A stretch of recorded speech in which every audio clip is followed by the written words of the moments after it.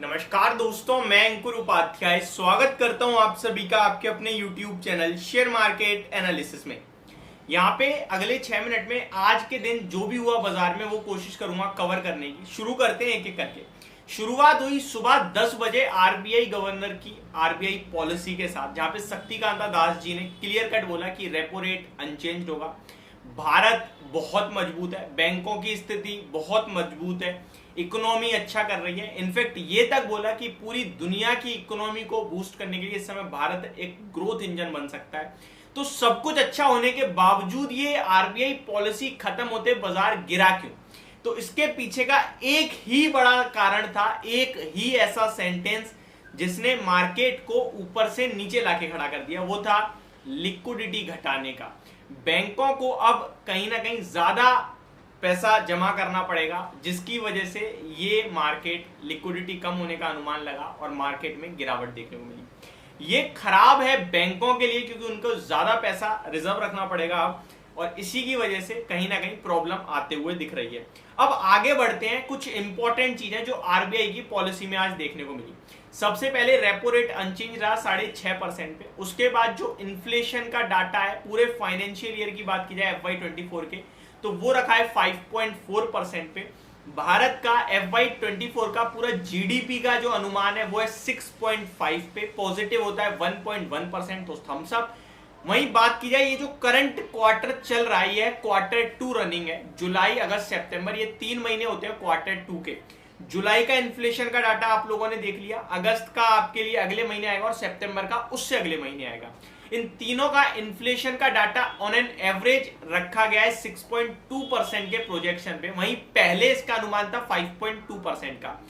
उन्होंने ये भी कहा है कि जो इन्फ्लेशन हमारा 100 बेसिस पॉइंट से बढ़ने का टारगेट हमने बढ़ा दिया है, इसके पीछे एक ही रीजन है, वो वेजिटेबल्स के प्राइसेस का बढ़ना। अदरवाइज और कहीं से इन्फ्लेशन नहीं बढ़ा, यहां से बढ़ गया है। और वो आपको पता ही है, टमाटर सब्जियां महंगी हो गई हैं एल नीनो की वजह से, कहीं बारिश हो गई कहीं नहीं हुई, और इस बार ये सबसे विचित्र देखने को मिला। इनफैक्ट मेरे घर से 10 किलोमीटर दूर बारिश हो रही है और यहाँ पे बारिश नहीं हो रही है, ये सिचुएशन तक थी। तो ये रहा है इस बार, जिसकी वजह से सब्जियां महंगी हो गई हैं। बाकी आगे चलकर उनका जो आउटलुक है वो है कि कंट्रोल होगा इन्फ्लेशन। एक और इंपॉर्टेंट चीज मैं आपके साथ शेयर करना चाहता हूं। आज भारतीय बाजार बंद होने के बाद लगभग 6 साढ़े 6 बजे अमेरिका में इन्फ्लेशन का डाटा आना है। अभी तो आपको डाउ फ्यूचर, नेस्डेक फ्यूचर अच्छे दिख रहे हैं, बट अमेरिका का इन्फ्लेशन डाटा बहुत ही क्लोजली वॉच करना है, क्योंकि फेड ने ऑलरेडी आपके लिए लास्ट जो फेड की मीटिंग थी वहां 25 बेसिस पॉइंट से रेट हाइक लिया है, और उन्होंने कहा था इन्फ्लेशन के टारगेट की तरफ बढ़ रहे हैं, तो ठीक है। लेकिन अब यहां इंपॉर्टेंट ये हो जाएगा कि फेड जो सितंबर में उनकी मीटिंग है उसमें इन्फ्लेशन का डाटा अभी कैसा आ रहा है, उसको देखते हुए ही वो फैसला लेंगे रेट हाइक और करने हैं या नहीं करने हैं, वो देखने वाली बात है। तो आज इंपॉर्टेंट डे है बहुत ज्यादा, क्योंकि फेड अमेरिका में इन्फ्लेशन का डाटा आना, उस पर कल हम रिएक्शन देते हुए दिखेंगे। तो ये बाजार की बड़ी खबरें थी जो मैंने आपके साथ शेयर करी, होप आप लोगों को समझ में आई होंगी।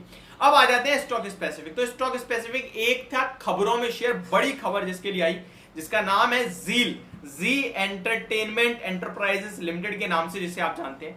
बेहतरीन तेजी में दिख रहा है ये स्टॉक, 36 रुपए की तेजी आपको सिंगल डे में आते हुए दिख रही है।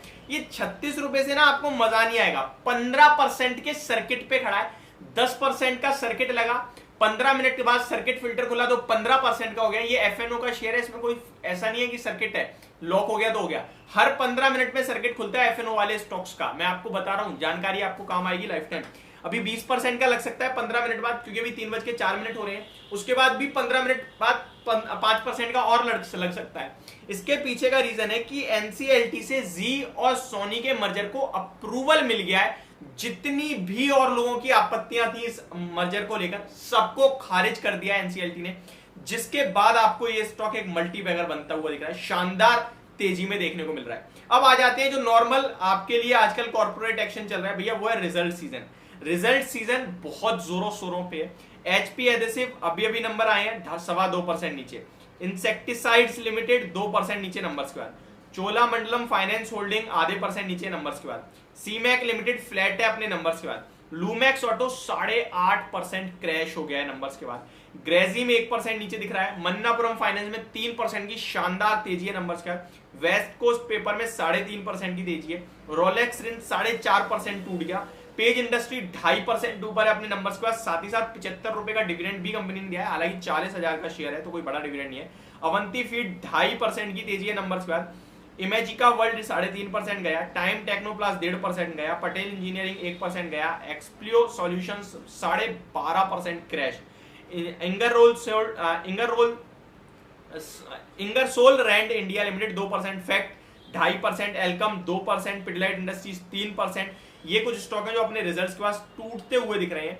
और आपके साथ शेयर करता हूं आज के टॉप गेनर। जियो गया है सबसे ऊपर, जुबिलियंट फार्मोवा 11.5% की तेजी, वेरॉक इंजीनियरिंग 10%, जिंदल वर्ल्ड 10%, एमएफएसएल लगभग 9%, रतन इंडिया एंटरप्राइजेस कल 20% भागने वाला 7% नीचे, ग्रेन्यूल्स 6% नीचे रिजल्ट्स के बाद, चार्लेट होटल लगभग 4% नीचे, प्रेस्टीज में 5%, इक्विटास 4.5% नीचे। निफ्टी में 33 शेयर्स नेगेटिव है, 17 शेयर्स पॉजिटिव है। गिरावट को लीड कर रहा है एशियन पेंट, आईटीसी, कोटक बैंक, ब्रिटानिया। 4500 आ गया रिजल्ट से, मैं आपसे कहा था 4500 आएगा, आगे 4500, मुबारक हो भैया। आते हैं टॉप लीडर्स, तो अदानी ग्रुप से अदानी एंटरप्राइजेस, अदानी पोर्ट्स दोनों टॉप लीड कर रहे हैं निफ्टी में आज, फिर इंडसइंड बैंक, जेएसडब्ल्यू, टाइटन, ये कुछ लीडर्स थे। अभी के लिए इतना ही, अगली वीडियो में स्टॉक स्पेसिफिक बात करूंगा। Thank you so much for watching this video, have a great day guys.